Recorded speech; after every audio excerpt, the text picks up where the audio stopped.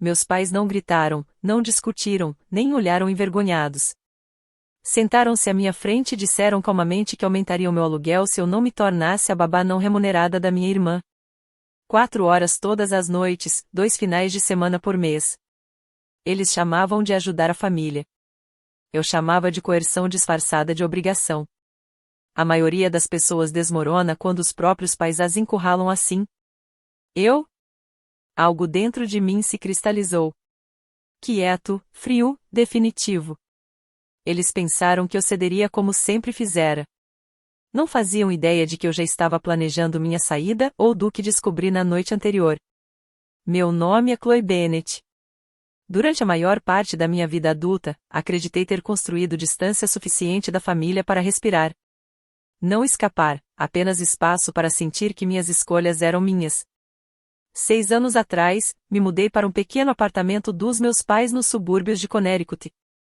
Prático, aluguel acessível, perto do trabalho, meu canto silencioso do mundo.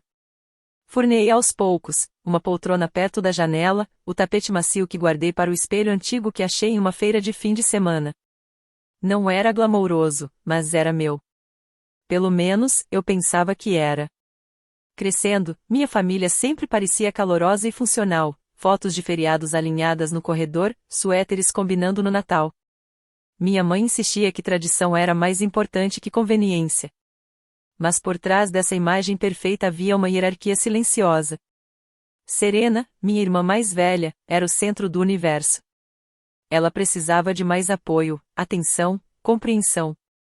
Quando se casou com Ita e teve 3 filhos, Ruby, Liam e a bebê Lee, a casa inteira se reorganizou ao redor da vida dela, como planetas em torno do Sol. Eu não a invejava. Não de verdade. Apenas aprendi cedo que, na nossa família, eu era capaz, a que se ajustava, que se adaptava, que absorvia. Se Serena precisava de ajuda, eu ajudava. Se meus pais precisavam de um favor, eu me reorganizava. Se um limite me incomodava, eu engolia. Era mais fácil assim. Mas engolir demais por tempo demais faz algo engasgar na garganta. Nas semanas antes da reunião, senti uma mudança. Uma urgência nas mensagens da minha mãe, a insistência nas responsabilidades familiares. Serena parecia exausta. A voz esticada ao falar de noite sem dormir e das viagens de trabalho de Ita. Ainda assim, não imaginei que estivessem prestes a me puxar de volta ao campo gravitacional que eu passara anos tentando escapar. Meu trabalho, simples para alguns, conquistado com esforço para mim, finalmente parecia estável. Horas longas, clientes difíceis, relatórios intermináveis, eu havia chegado lá. Não era rica, mas era firme, independente, no caminho certo. Isso importava mais que tudo. Então, quando o e-mail chegou com o título Reunião Familiar Obrigatória, achei que seria mais um drama da minha mãe. Como aquela vez em que discutimos a cor dos armários da cozinha por 45 minutos. Não sabia que, ao entrar naquela casa, tudo que eu pensava ser meu espaço, meus planos, minha paz, seria usado contra mim. No momento em que entrei na sala dos meus pais, senti que algo estava errado. Meu pai andava de um lado para o outro perto da lareira, mãos entrelaçadas atrás das costas, do jeito que fazia ao dar notícias ruins. Minha mãe sentava-se perfeitamente ereta na beira do sofá, tornozelos cruzados, lábios apertados. Serena estava na poltrona, torcendo o anel de casamento, hábito desde o colegial quando se sentia culpada ou sobrecarregada. Você está atrasada, disse minha mãe assim que entrei. São 11h58, respondi. A reunião era ao meio-dia. Ela dispensou minhas palavras como se o tempo se curvasse às expectativas dela. Meu pai gesticulou para o sofá de 2 lugares. Sente-se. Precisamos conversar. O quarto parecia pesado. Silêncio denso, daqueles que fazem a pele arrepiar. Sentei-me, colocando minha bolsa ao lado, esperando pelo que quer que fosse essa encenação. Serena não levantou os olhos. Primeiro sinal de alerta. Minha mãe respirou fundo. Sua irmã precisa de ajuda. Os ombros de Serena se tensionaram. Estou afogada, Chloe sussurrou. Keith viaja tanto. As crianças, é demais. Assenti devagar. Que tipo de ajuda? Meu pai entrou na conversa. Como família, nos apoiamos. Sua mãe e eu achamos que a melhor solução é você assumir mais responsabilidades com suas sobrinhas e sobrinho. Responsabilidades? Repeti, incrédula. Minha mãe se inclinou, tirando uma folha dobrada da mesa de centro, como se tivesse passado horas preparando. Um simples cronograma, disse. Só até as coisas se acalmarem. Ela leu em voz alta, como um contrato. Buscar Ruby às 15h15. Buscar Liam às 15h30. Trazer para casa. Supervisionar o dever de casa. Preparar o jantar. Ficar até Ethan voltar, normalmente por volta das 19 horas. E precisaremos de você pelo menos 2 finais de semana por mês para suporte integral. Minha boca secou. Vocês estão me pedindo para ser babá todo dia? A voz do meu pai endureceu. Preferimos o termo ajudar a família. Eu trabalho até às 18 horas na maioria dos dias, disse. Às vezes, mais tarde. Você pode se ajustar, respondeu ele, simples. Seu trabalho não deve vir antes da família. Ali estava. A minimização de tudo que construí, de tudo que sacrifiquei. E se eu não me ajustar? Perguntei baixinho. Meus pais trocaram um olhar ensaiado. Minha mãe cruzou as mãos no colo. Teremos que reconsiderar seu aluguel atual. $800 estão muito abaixo do mercado. Se recusar ajudar, o valor será ajustado para o preço justo. Meu estômago caiu. Vocês estão ameaçando aumentar meu aluguel se eu me tornar a babá não remunerada da Serena? Minha mãe não pestanejou. Estamos pedindo sua contribuição. Se não quiser, sim, seu aluguel refletirá o valor de mercado. Serena finalmente olhou para mim, olhos suplicantes. Eu realmente preciso de você. Algo dentro de mim se rompeu. Não alto, não dramático. Quieto, como um fio esticado demais por tempo demais. Levantei-me. Preciso pensar. Meu pai balançou a cabeça. Queremos uma resposta hoje. Terão, disse, saindo. Mas não seria a resposta que esperavam. De volta ao meu apartamento, fechei a porta e encostei-me, deixando o silêncio me envolver.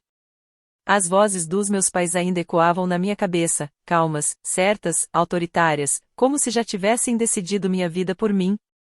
Fiquei alguns minutos apenas olhando os objetos familiares, o tapete macio, a poltrona perto da janela, o espelho que pegava a luz do fim da tarde. Todas as pequenas coisas que escolhi, acreditando que eram minhas. Agora sabia que eram apenas alavancas, não estabilidade, não apoio.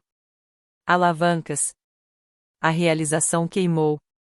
Sentei à minha mesa e peguei meu contrato de aluguel. Assinado anos atrás, sem pensar muito, confiando que meus pais não o usariam como arma. Mas ao ler cada linha, meu coração passou do pânico para algo mais frio, calculado. Eles não podiam aumentar o aluguel imediatamente. Nem mais que 10% ao ano. Precisavam avisar por escrito com 90 dias de antecedência. Cada ameaça naquela sala era um blefe. A raiva que me tomou não foi explosiva. Foi clarificadora, afiada, controlada, do tipo que faz tudo finalmente fazer sentido. Abri o laptop e comecei a procurar apartamentos. Em poucas horas, uma corretora me enviou anúncios dentro do meu orçamento. No dia seguinte, tirei 3 dias de folga e agendei visitas. Na quarta-feira à tarde, encontrei um apartamento industrial reformado, a 20 minutos de distância. Tijolos aparentes, janelas altas, um espaço honesto, sem expectativas. Um lugar que finalmente poderia ser só meu. Candidatei-me no mesmo instante. Na quinta de manhã, a aprovação chegou. Não contei nada a ninguém. Na quinta noite, comecei a arrumar minhas coisas. Trabalhei com calma, cômodo por cômodo. Dobrei roupas em silêncio, embrulhei pratos no papel, etiquetei caixas com letra Serena. O apartamento se transformava em uma concha quase vazia. Quanto mais eu embalava, mais sentia que recuperava algo que nem sabia ter perdido. Na sexta, escrevi minha notificação de 60 dias, conforme exigia o contrato. Sem emoção, sem explicações, apenas fatos. Imprimi, assinei, coloquei em envelope e enviei pelo correio registrado. No sábado de manhã, os carregadores chegaram pontuais. A chuva tamborilava nas janelas enquanto retiravam móveis, livros e minha decoração cuidadosamente escolhida. Caminhei pelo apartamento uma última vez, limpei bancadas, alisei a colcha, garanti que tudo estivesse impecável. Se meus pais quisessem usar este espaço como arma, não teriam nenhuma desculpa.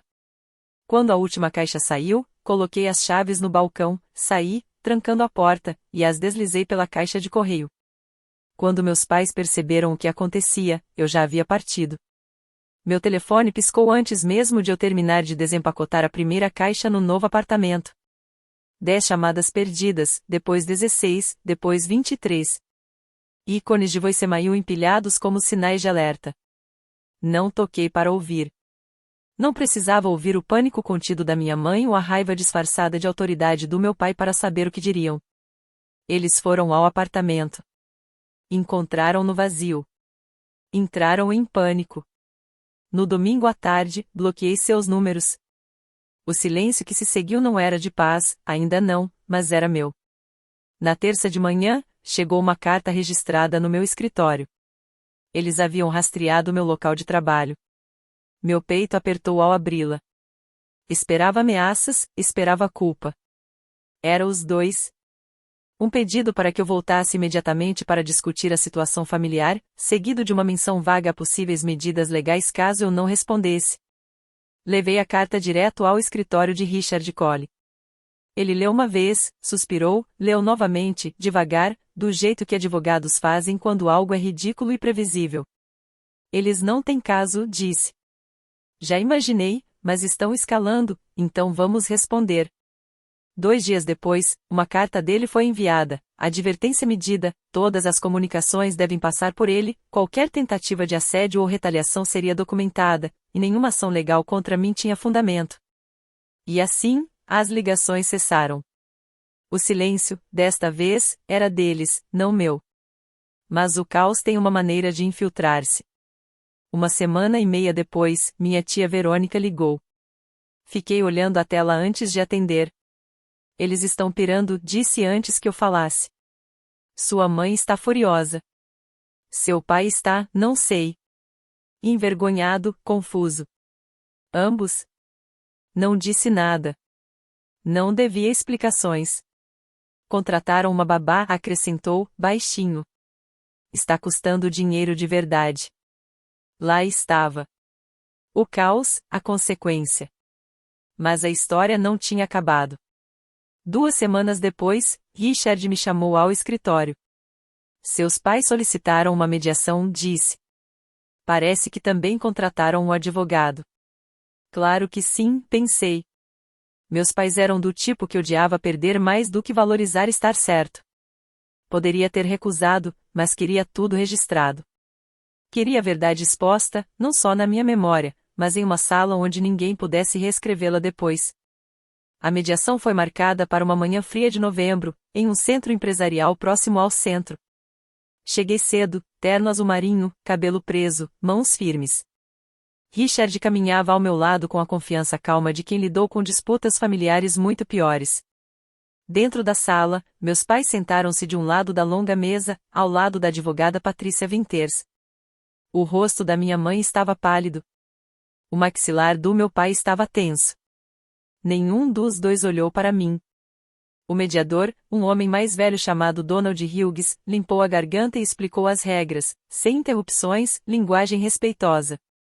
Todos teriam vez para falar. Meu pai começou. Estamos aqui porque nossa família se fragmentou por um mal-entendido. Um riso seco subiu na minha garganta. Engoli. Minha mãe tentou suavizar a voz.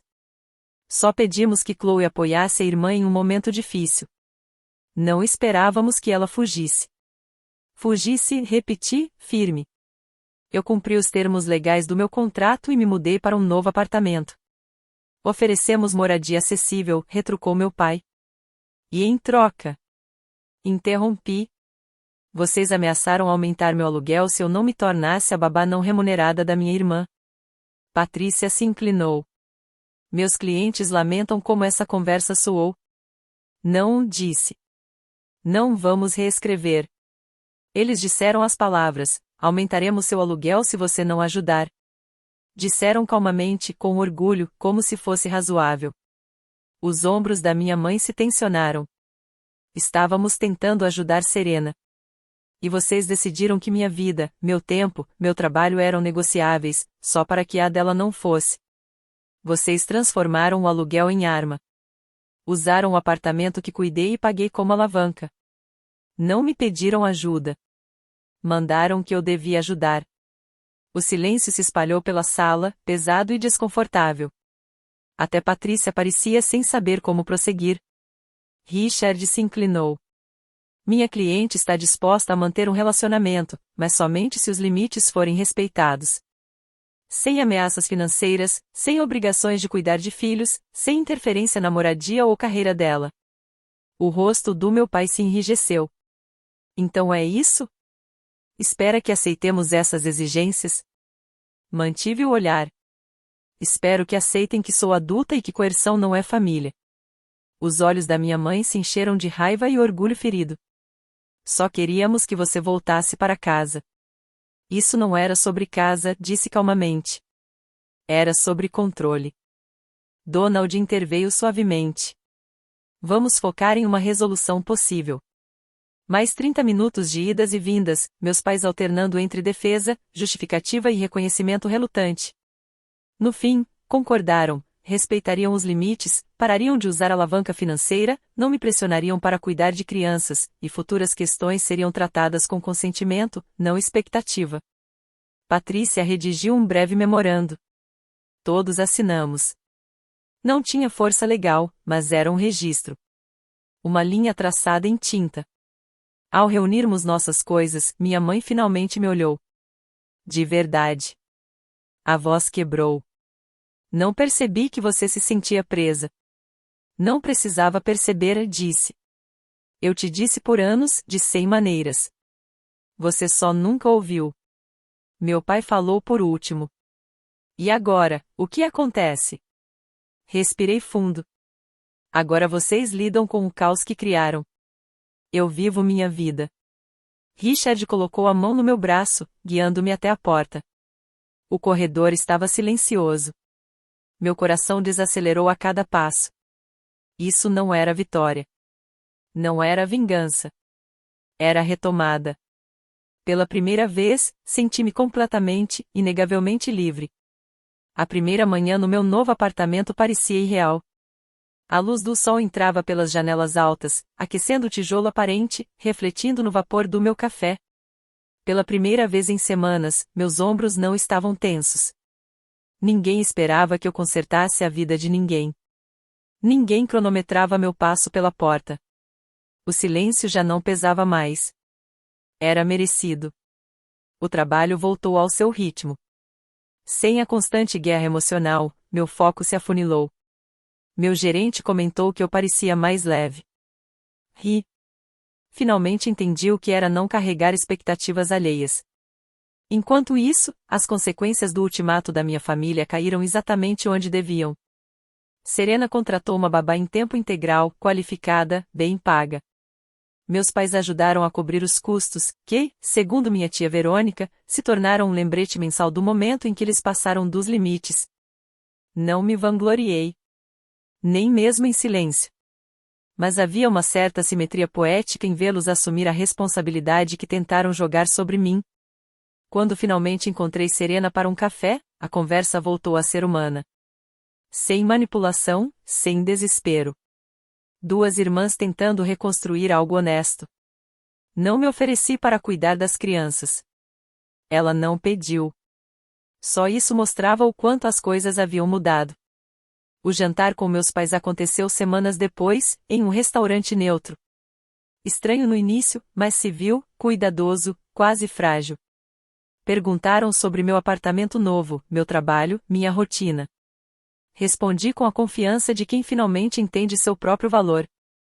Nosso relacionamento não estava curado. Talvez nunca esteja. Mas não se baseava mais em obrigação. E isso já bastava. Olhando para trás, desaparecer não foi um ato de rebeldia. foi um ato de sobrevivência. Traçar limites não destruiu minha família. Revelou o que já estava quebrado e o que finalmente poderia ser reconstruído. Aprendi que amor sem respeito é apenas controle disfarçado de tradição. Ninguém merece viver sob esse peso. Se você já se sentiu encurralado por quem deveria te proteger, saiba disto: escolher a si mesmo não é egoísmo. É necessário.